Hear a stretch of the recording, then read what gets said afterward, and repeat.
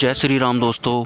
आज मैं आपको बताऊंगा कि किसी भी भगवान के दर्शन अगर आप प्राप्त करना चाहते हैं तो उसका सबसे आसान तरीका क्या होता है। वीडियो में आगे जाने से पहले मैं आपको बताना चाहूँगा कि मुझे इन बंदरों से बहुत ज़्यादा लगाव है और चाहे मेरी कोई भी सिचुएशन हो मैं हर हाल में इनके लिए कुछ न कुछ खाने को लेकर आता हूँ। और हर रोज़ लगभग 50 किलोमीटर की दूरी तय करने के बाद एक पहाड़ी एरिया आता है, वहाँ के घनघोर जंगल में मुझे ये बंदर मिलते हैं। और आपको अगर मैं सच बताऊँ तो हर रोज़ मैं स्पेशली सिर्फ इन बंदरों से मिलने आता हूँ। और इस जंगल में जितने भी बंदरों के झुंड हैं उस झुंड में रहने वाले हर एक बंदर को मैं बाय फेस जानता हूँ और ये भी मुझे बाय फेस जान लेते हैं। और ये वाला जो मंकी है ये अक्सर बहुत पहले से मुझे दांत दिखाया करता था और ये बहुत पहले से मेरा जानकार है, लेकिन पिछले 6-7 दिनों में ये मुझे नहीं दिखाई पड़ रहा था। तो अक्सर जब मैं घर पहुँचता था तो मैं इसके बारे में सोचता था कि ये मुझे आजकल नहीं दिखाई पड़ता है, तो आखिर ये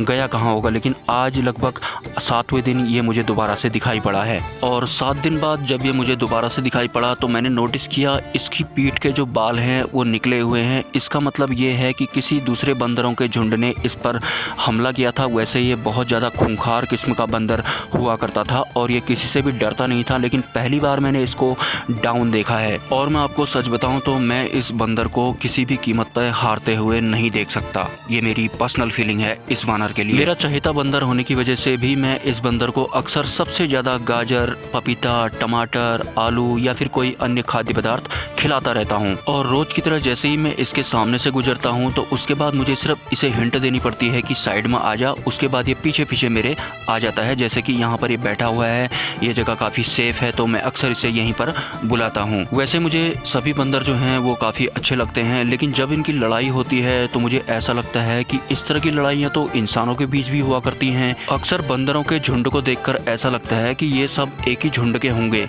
और वो होते भी हैं। लेकिन जैसे ही कोई खाने पीने की चीज़ इनके पास में आती है तो ये एक दूसरे के ऐसे विपरीत हो जाते हैं। ऐसा लगता है जैसे कि अब बंटवारे का वक्त आ गया है, अब कोई भाई नहीं, अब कोई सगा नहीं। वैसे ये जो बंदरिया है जिसके बच्चा भी साथ में इसने चिपकाया हुआ है, मुझे शुरू में तो ये भी नहीं पता था कि ये बंदर है या बंदरिया, और ये इसी दांत पीसने वाले बंदर के झुंड में शामिल है। लेकिन अचानक से ये जो बंदरिया है मैंने देखा कि इसके जो गोद है उसमें बच्चा चिपका हुआ है। तो उस दिन मुझे पता लगा कि ये बंदर नहीं, ये बंदरिया है। तो अक्सर मुझे इसका भी ख्याल रखना पड़ता है। मतलब एक तो मुझे इस दांत पीसने वाले बंदर को देना ही देना है क्योंकि मैं इसको हारते हुए कभी देख नहीं सकता।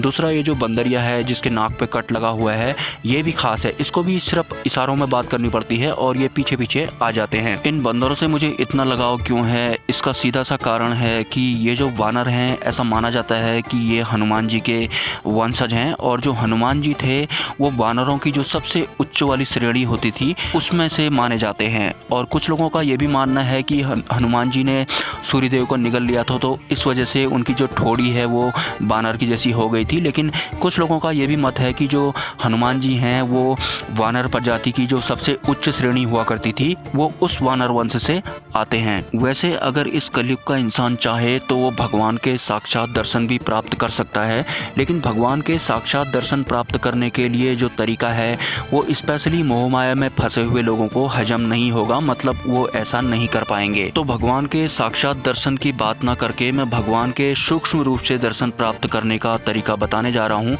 जैसे कि हनुमान जी, अगर कोई हनुमान जी के सूक्ष्म रूप से दर्शन प्राप्त करना चाहता है या उनकी कृपा प्राप्त करना चाहता है तो उसे ये देखना है कि हनुमान जी का सबसे पहले आचरण कैसा है, वो कैसे हैं। तो हमें ये पता लगता है कि जो बजरंगबली हैं उनके पास बहुत सारी शक्तियां हैं, लेकिन उतनी सारी शक्तियां होने के बाद भी उनमें घमंड नाम की कोई भी चीज़ नहीं है। और दूसरी बात उनके आचरण में शामिल होती है कि वो शुद्ध शाकाहारी सात्विक भगवान हैं। तो सीधी सी बात है, एक तो घमंड नहीं करना है, दूसरा उस इंसान को शुद्ध शाकाहारी बनना है। मतलब जैसा जैसा आचरण हनुमान जी का है वैसा वैसा आचरण उस इंसान को अपने अंदर लाना है। तो जो मांस होता है, जो नॉनवेज होता है वो वो तो किसी भी कीमत पर हनुमान जी के आचरण में शामिल नहीं होता। तो नॉनवेज तो मन से ही त्यागना होगा। ऐसा नहीं मतलब कि नॉनवेज छोड़ दिया है लेकिन आपको नॉनवेज दिखाई पड़ा तो आपको खाने की इच्छा कर रही है, ऐसा बिल्कुल भी नहीं होना चाहिए।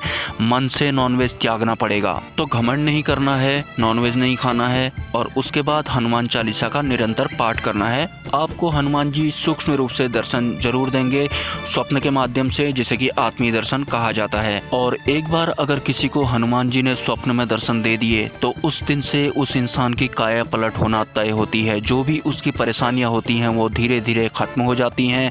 उसके छोटे मोटे काम बहुत आसानी से बनने लगते हैं।